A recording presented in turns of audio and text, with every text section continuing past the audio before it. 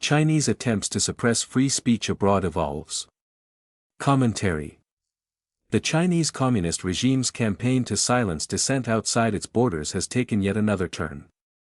A recent report by Grafika reveals how a Chinese state-linked influence operation, Spamouflage, manipulated event flyers and spread false information to sabotage a Safeguard Defenders event in Lisbon, in yet another attempt to undermine any critical discussions about the regime's abuse of its criminal justice system. The report also found similar tactics being used to target other recent events.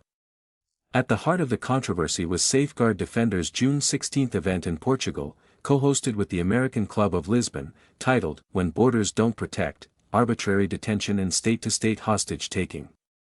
The event was held to release a new report, Behind Bars.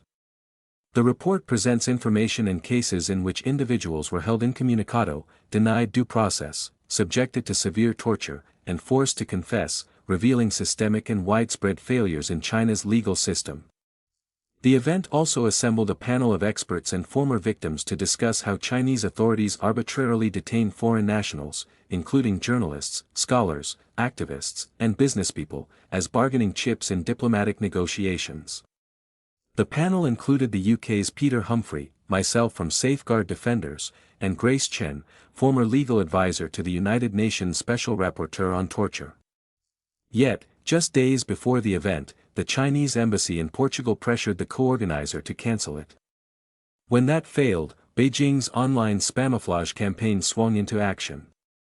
Fake X accounts impersonating Safeguard Defenders circulated doctored flyers with wrong dates, times, location, and venue. The goal was clear: confuse attendees, discredit the organizers, and derail the discussion.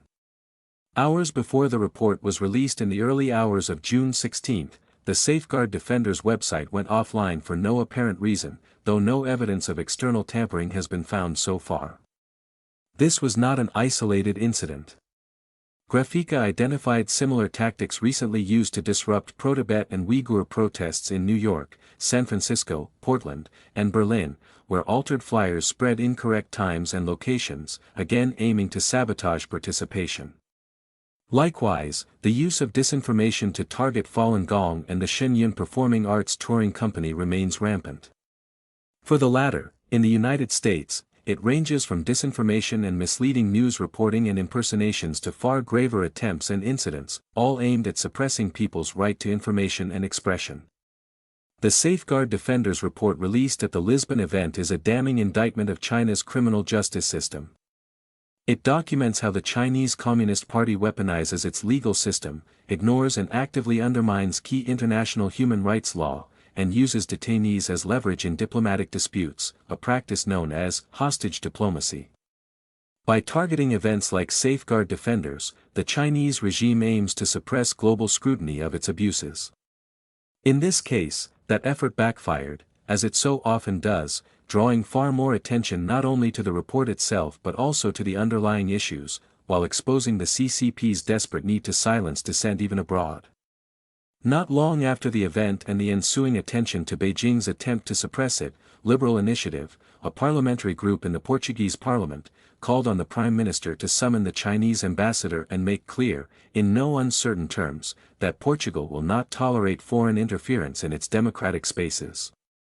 While we have yet to hear from the Portuguese Prime Minister, we hope there is a clear understanding that the time to defend free speech is not tomorrow, it is today.